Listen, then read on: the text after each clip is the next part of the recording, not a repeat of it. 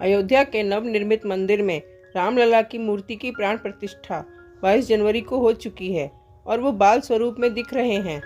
रामलला की मूर्ति बेहद ही खूबसूरत है। इस मूर्ति में रामलला माथे पर तिलक लगाए बेहद सौम्य मुद्रा में दिख रहे हैं। रामलला के चेहरे पर भक्तों का मन मोह लेने वाली मुस्कान दिखाई दे रही है। इनकी मूर्ति का निर्माण श्याम शिला से हुआ है, जिसका रंग काला होता है। इस वजह से भी रामलला की मूर्ति श्यामल है। इस काले पत्थर को कृष्ण शिला कहा जाता है। शास्त्रों में जिस कृष्ण शिला से रामलला की मूर्ति का निर्माण हुआ है, उसे बेहद खास माना जाता है। यही कारण है कि रामलला की मूर्ति काले रंग की है, जिसे हम श्यामल भी कहते हैं। शिला पत्थर के अंदर कई तरह के गुण हैं। आखिर क्यों खास है भगवान राम की मूर्ति में उपयोग होने वाला पत्थर? जिस श्याम शिला से भगवान राम की मूर्ति बनाई गई है, उसकी आयु हजारों साल होती है।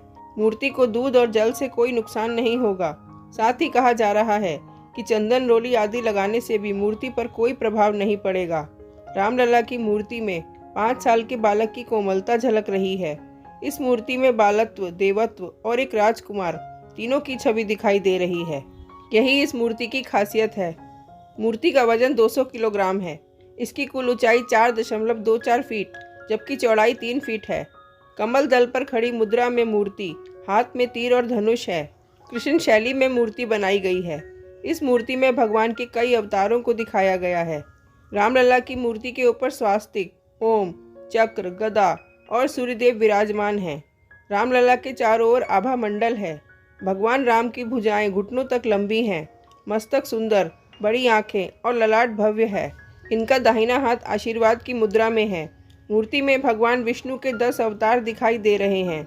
मूर्ति के नीचे एक ओर भगवान राम के अनन्य भक्त हनुमान जी, तो दूसरी ओर गरुड़ जी को उकेरा गया है। इस पत्थर का 1000 साल तक कुछ भी नहीं बिगड़ता है। इसमें किसी भी तरह का बदलाव नहीं आता है। वाल्मीकि जी ने अपनी रामायण में भगवान राम का जिक्र श्याम वर्ण में ही किया है। ये भी बड़ी वजह थी कि उनकी मूर्ति को श्यामल में ही बनाया गया है। रामलला को श्यामल रूप में ही पूजा जाता है। क्या है शालिग्राम पत्थर? कैसे बनता है? क्यों होती है इसकी पूजा? शालिग्राम एक प्रकार का जीवाश्म पत्थर है।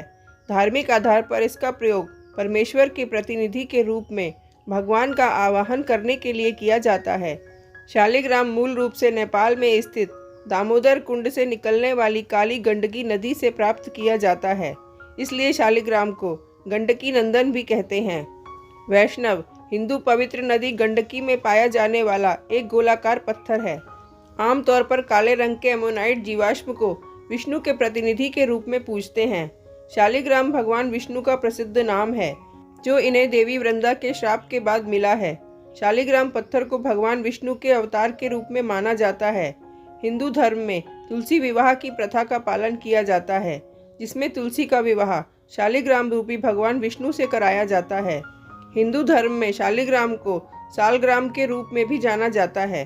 शालिग्राम का संबंध सालग्राम नामक गांव से भी है। ये गांव नेपाल में गंडकी नामक नदी के किनारे पर स्थित है। शिवलिंग और शालिग्राम को भगवान का विग्रह रूप माना जाता है और पुराणों के अनुसार भगवान के इस विग्रह रूप की ही पूजा की जानी चाहिए। शिवलिंग के तो भारत में लाखों मंदिर हैं, लेकिन शालिग्राम जी का एक ही मंदिर है।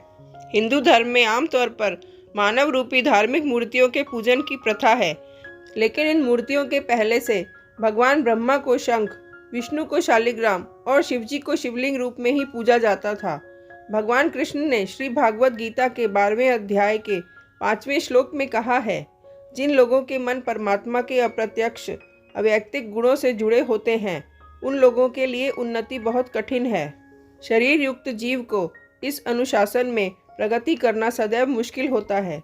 शालिग्राम का एक मंदिर नेपाल के मुक्तिनाथ क्षेत्र में स्थित है। ये वैष्णव संप्रदाय के प्रमुख मंदिरों में से एक है। मुक्तिनाथ की यात्रा काफ़ी कठिन है। माना जाता है कि यहाँ से लोगों को हर तरह के कष्टों से मुक्ति मिल जाती है। शिवलिंग की तरह शालिग्राम भी दुर्लभ है।